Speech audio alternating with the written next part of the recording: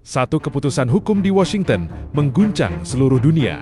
Fondasi tarif global Amerika runtuh seketika, bukan oleh musuh, bukan oleh China, bukan oleh tekanan global, tapi oleh Mahkamah Agung Amerika Serikat sendiri. Inilah momen ketika fondasi Amerika First retak dan dunia perdagangan global terguncang. Pada akhir Februari 2026, Mahkamah Agung Amerika mengeluarkan keputusan bersejarah dalam perkara Learning Resources Inc. versus Trump. Putusan ini bukan sekadar koreksi hukum.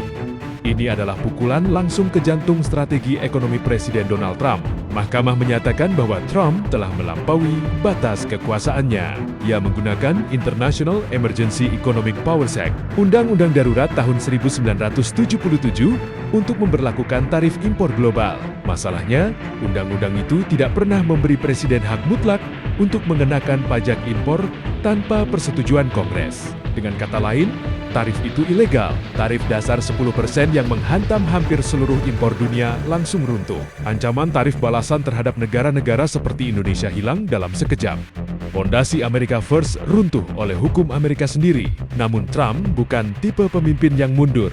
Hanya beberapa saat setelah kekalahan hukum itu, ia meluncurkan serangan balik. Ia mengaktifkan senjata lain, Section 122 dari Trade Act of 1974. Undang-undang ini memungkinkan presiden mengenakan tarif hingga 15%. Tujuannya jelas, melindungi ekonomi Amerika dari defisit perdagangan. Tapi ada kelemahan fatal, tarif ini hanya berlaku selama 150 hari. Setelah itu, Trump harus meminta izin Kongres. Artinya, untuk pertama kalinya, strategi tarif Trump berada di atas tanah yang tidak stabil. Pasar global kini hidup dalam siklus ketidakpastian setiap 5 bulan. Bagi Indonesia, keputusan ini adalah pedang bermata dua. Di satu sisi, ini adalah kabar baik. Selama ini, eksportir Indonesia seperti tekstil, sepatu, furnitur tercekik oleh tarif tambahan 10%. Tarif itu membuat produk Indonesia kalah bersaing di pasar Amerika Serikat. Sekarang, tekanan itu hilang, produk Indonesia kembali kompetitif. Pabrik bisa bernapas, ekspor bisa bangkit kembali. Tapi di sisi lain, ada fakta yang jauh lebih mengkhawatirkan. Sebelum putusan ini, Indonesia telah membuat komitmen besar. Indonesia setuju membeli produk Amerika dalam jumlah masif, termasuk pesawat dari Boeing dan gas alam cair bernilai miliaran dolar. Tujuannya untuk menghindari tarif balasan hingga 19%. Tapi sekarang, tarif itu telah dinyatakan ilegal oleh Mahkamah Agung Amerika sendiri. Pertanyaannya menjadi brutal dan tak terhindarkan. Apakah Indonesia dipaksa membuat konsesi ekonomi untuk ancaman yang sebenarnya tidak sah? Apakah ini strategi negosiasi atau tekanan ekonomi terselubung?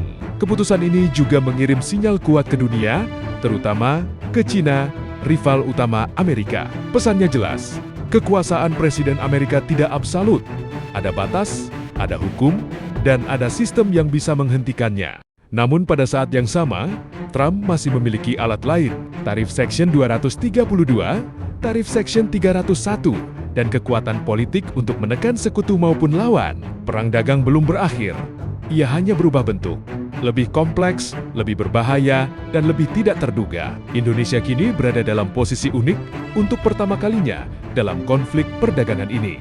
Indonesia memiliki leverage, memiliki ruang untuk menegosiasikan ulang, dan memiliki kesempatan untuk memperkuat posisinya. Namun, risiko tetap nyata, Washington bisa menggunakan tekanan diplomatik, investigasi perdagangan, atau ancaman tarif baru.